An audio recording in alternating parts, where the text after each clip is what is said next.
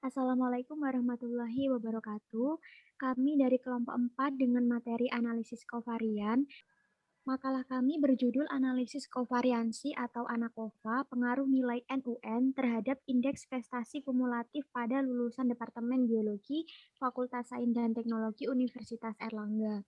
Penelitian mengenai IPK Danun pada makalah kami ini menggunakan data sekunder yang mengacu pada sebuah skripsi yang disusun oleh mahasiswa Prodi S1 Matematika UNER tahun 2015 atas nama Rohima Dita Resvita. Next. Kita masuk ke pokok bahasan pertama, yaitu pendahuluan. Pendidikan merupakan salah satu faktor yang mendukung untuk meningkatkan kualitas sumber daya manusia. Beberapa jenjang pendidikan yang ada di Indonesia ini ada sekolah dasar, sekolah menengah pertama, sekolah menengah atas, dan juga perguruan tinggi. Pemerintah telah melakukan beberapa upaya untuk mengetahui kualitas dari SDM tersebut. Yang pertama, dengan melakukan ujian nasional contohnya. Ujian nasional ini bertujuan untuk mengevaluasi hasil akhir kemampuan siswa di bidang akademik yang digunakan untuk menentukan kelulusan siswa itu sendiri dan juga sebagai salah satu syarat seleksi masuk perguruan tinggi. Pada tingkat perguruan tinggi, hasil akhir evaluasi mahasiswa itu dilihat dari indeks prestasi kumulatif atau IPK yang berkisar antara 0 sampai 4 dan merupakan salah satu indikator keberhasilan proses belajar mengajar. Next. Menurut Direktur Jenderal Pendidikan Tinggi Satrio Sumantri Bojonegoro, periode 99 sampai 2007 pada umumnya sebuah perusahaan itu menginginkan lulusan yang memiliki kemampuan kognitif berupa IPK yang tinggi, serta memiliki soft skill yang dibutuhkan di perusahaan itu, seperti motivasi yang tinggi, kemampuan beradaptasi dengan perubahan, kompetensi interpersonal, dan orientasi nilai yang menunjukkan kinerja yang efektif. Dengan kata lain, kemampuan kognitif atau hard skill saja itu tidak cukup memadai untuk memenuhi ketuntutan perusahaan. Namun perlu diimbangi juga dengan soft skill agar dapat terbentuk kompetensi dan kemampuan yang terintegrasi. Dikutip dari Depdiknas 2007. Next. Nah, lulusan sebuah universitas itu diharapkan memiliki IPK yang tinggi dan juga soft skill yang seimbang. Salah satu keberhasilan lulusan sebuah universitas itu dilihat dari IPK-nya. Tingkat keberhasilan lulusan ini dapat dianalisis dengan metode statistika. Salah satunya adalah model analisis covariance pada makalah kami. Next.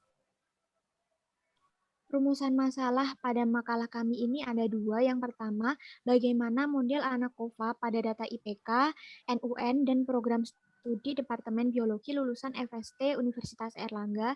Dan yang kedua ada bagaimana pengaruh program studi dan NUN terhadap IPK lulusan Departemen Biologi FST Universitas Erlangga. Next.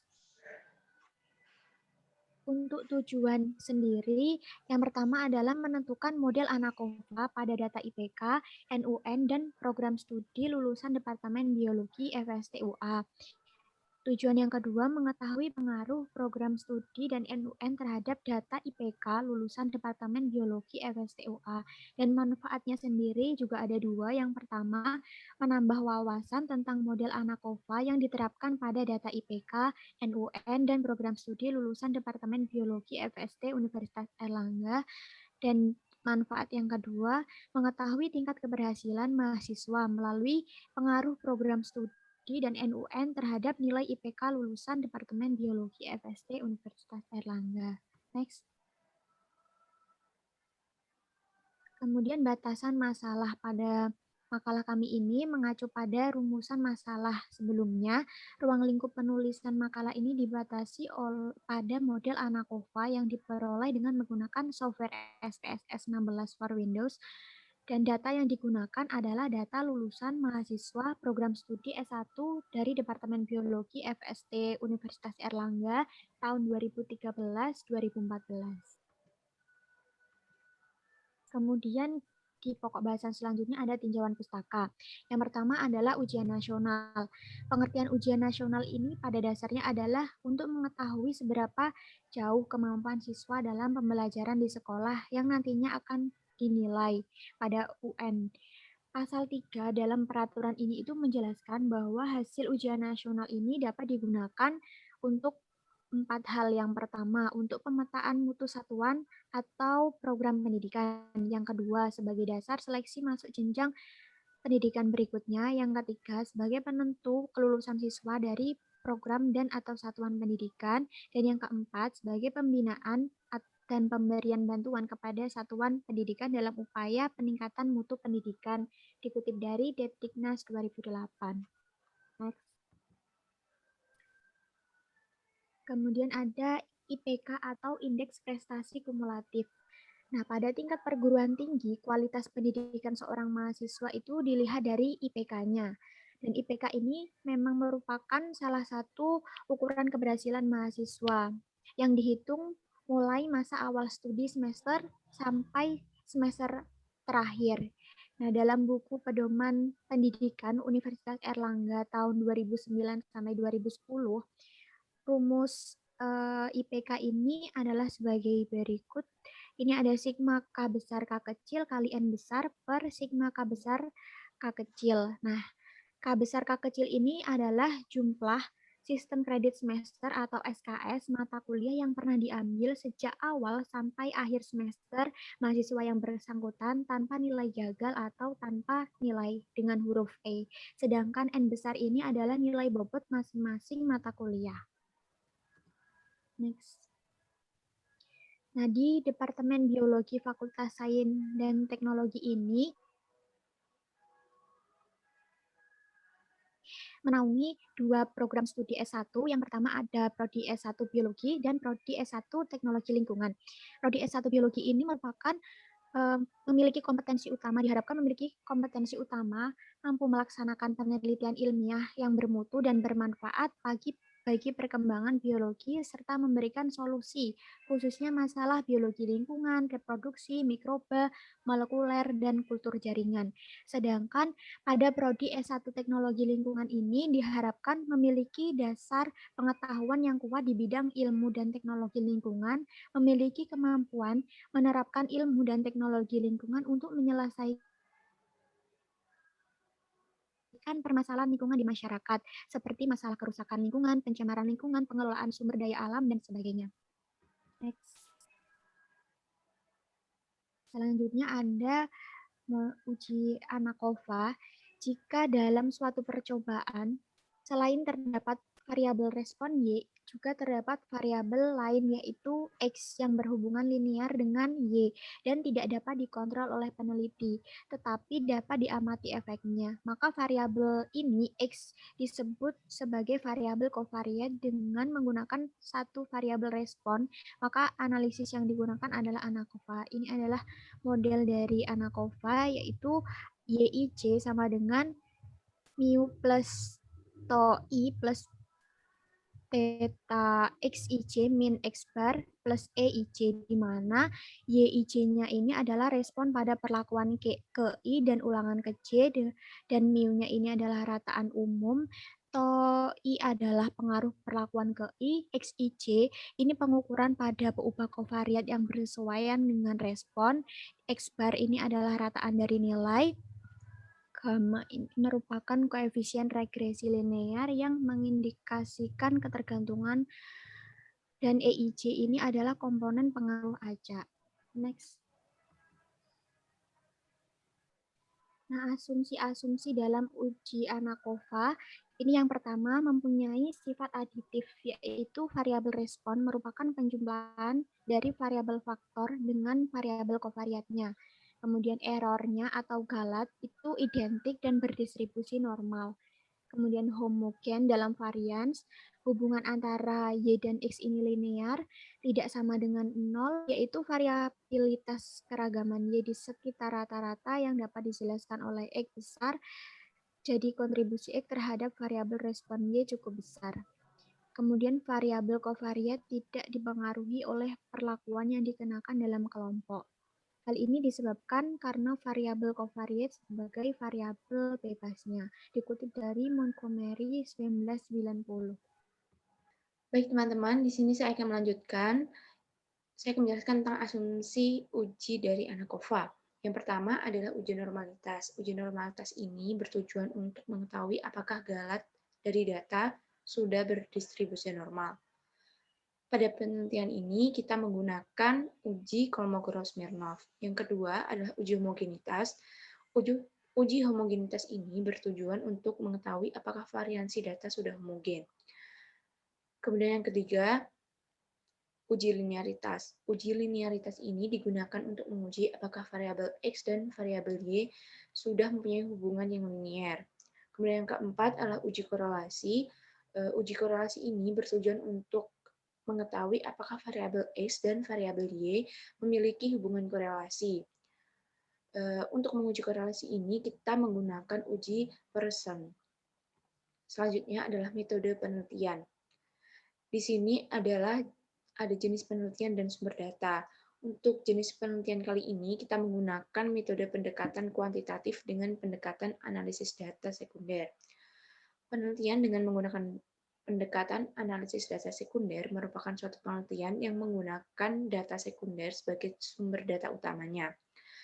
Menurut Wardianta dan Sugiarto, data sekunder merupakan informasi yang diperoleh secara tidak langsung dari narasumber, melainkan dari pihak ketiga. Untuk data sekunder dari penelitian ini, kita menggunakan data skripsi dari mahasiswa Biologi Universitas Airlangga yang berjudul Model Analisis Kovariansi Indeks Prestasi Kumulatif lulusan Fakultas Sains dan Teknologi Universitas Airlangga. Selanjutnya ada populasi dan sampel dari data ini. Untuk populasinya sendiri merupakan lulusan Departemen Biologi Fakultas Sains dan Teknologi Universitas Airlangga pada tahun 2013-2014. Sedangkan untuk sampelnya adalah 124 orang, di mana 88 merupakan lulusan prodi biologi dan 36 merupakan prodi teknik lingkungan. Selanjutnya di sini ada variabel penelitian. Dalam variabel penelitian ini terdapat dua variabel, yaitu variabel dependen dan variabel independen. Untuk variabel dependennya sendiri, yang merupakan variabel dependen adalah nilai IPK. Sedangkan untuk variabel independen, di sini terdapat dua variabel, yaitu variabel X1 yang bersifat kategorik dan variabel X2 bersifat kontinum. Yang pertama, variabel X1 yang bersifat kategorik, yaitu ada prodi biologi dengan kode 1 dan prodi teknik lingkungan dengan kode 2. Kemudian untuk variabel yang kontinum atau variabel X2 yaitu nilai NUN. Selanjutnya untuk analisis data, langkah pertama kita akan melakukan uji asumsi pada galat dengan melakukan uji normalitas dan uji homogenitas. Uji normalitas menggunakan uji Kolmogorov-Smirnov dan uji homogenitas kita menggunakan uji Levin. Kemudian yang kedua, kita menguji asumsi ANACOVA dengan melakukan uji korelasi dan uji linearitas. Setelah keempat asumsi ini sudah terpenuhi, maka kita bisa melanjutkan uji ANACOVA, yaitu untuk menguji apakah nilai NUN berpengaruh terhadap nilai IPK mahasiswa lulusan Departemen Biologi FST Universitas Airlangga. Selanjutnya adalah hasil dan pembahasan. Next. Di hasil dan pembahasan ini kita akan membahas dua pokok bahasan, yaitu data penelitian dan analisis data. Nah, data penelitian ini, data yang digunakan dalam skripsi ini merupakan data sekunder yang diperoleh dari skripsi dengan judul Model Analisis Kovariansi Indeks Prestasi Kumulatif Lulusan Fakultas Sains dan Teknologi Universitas Airlangga. Data yang diperoleh berupa data 124 mahasiswa lulusan Prodi S1 Departemen Biologi FST UA tahun 2013-2014 yang meliputi data IPK, NUN, dan Prodi mahasiswa. Data tersebut selengkapnya diberikan pada lampiran 1 dengan variabel respon dan variabel prediktor sebagai berikut, yaitu Y, yaitu nilai IPK, X, nilai NUN, C1 program studi biologi, C2 program studi teknik lingkungan. Next. Dan berikut ini adalah inputan data nilai IPK, MUN, dan Prodi pada software SPSS. Selanjutnya adalah analisis data. Berdasarkan data yang telah diperoleh, kemudian data tersebut diolah dengan menggunakan bantuan program SPSS. Maka hasilnya adalah sebagai berikut. Yang pertama ada uji normalitas dengan hipotesis H0, sampel berasal dari populasi yang berdistribusi normal, dengan H1, sampel tidak berasal dari populasi yang berdistribusi normal. Berdasarkan tabel one sampel Kolmogorov-Smirnov test di samping, dapat diketahui bahwa nilai signifikansi yaitu 0,2 lebih besar daripada alfa yaitu 0,05. Maka dapat disimpulkan bahwa H0 diterima, yang artinya galat dari data ini berdistribusi normal. Next.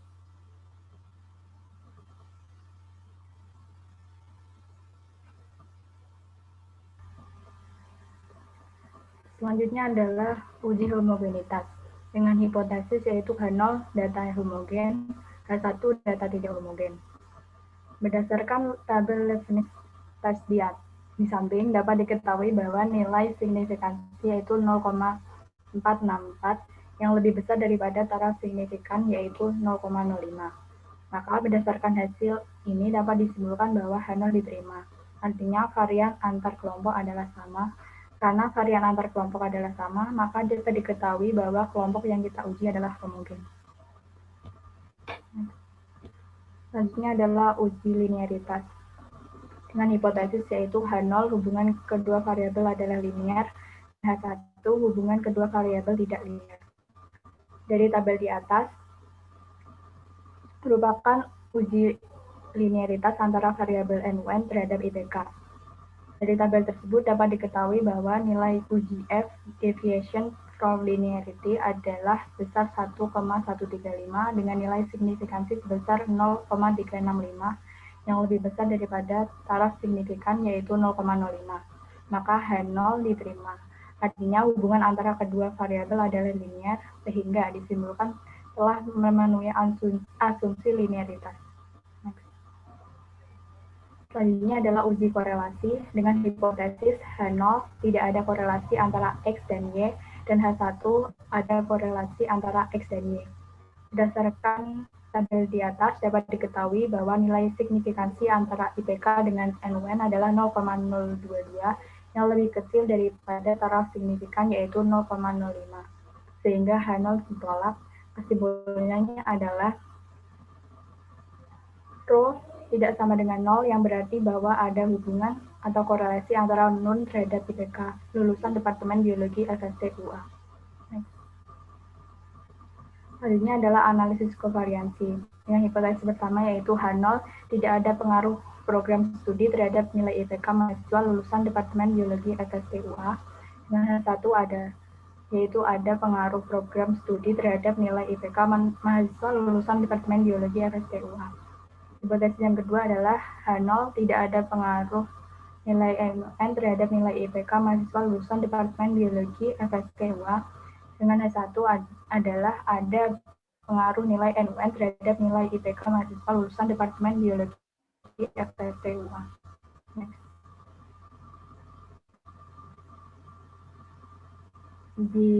Di sini adalah ada tabel deskriptif statistik.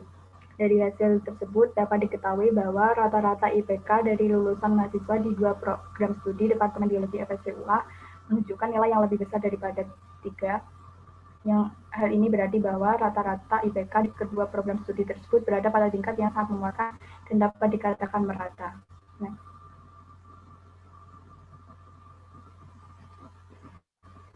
Selanjutnya adalah ada test of between subject effects.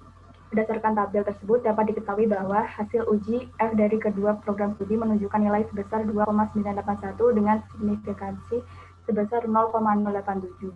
Karena nilai signifikansinya lebih besar daripada taraf signifikan yaitu 0,05, maka dapat disimpulkan bahwa tidak terdapat pengaruh program studi terhadap nilai IPK mahasiswa lulusan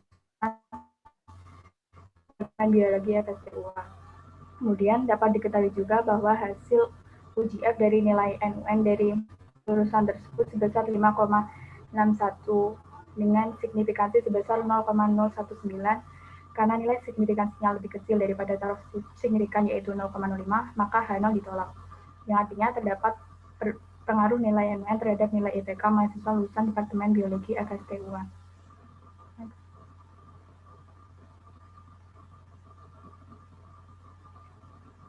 Yang kelima adalah kesimpulan dan saran. Nah, kesimpulan yang pertama adalah data nilai IPK, MUN, dan program studi berdistribusi normal dan varian skalat antar kelompok adalah homogen, serta linear dan berkorelasi. Yang kedua adalah berdasarkan analisis covariance, dapat disimpulkan bahwa tidak terdapat pengaruh program studi terhadap nilai IPK mahasiswa lulusan Departemen Biologi FSTUA.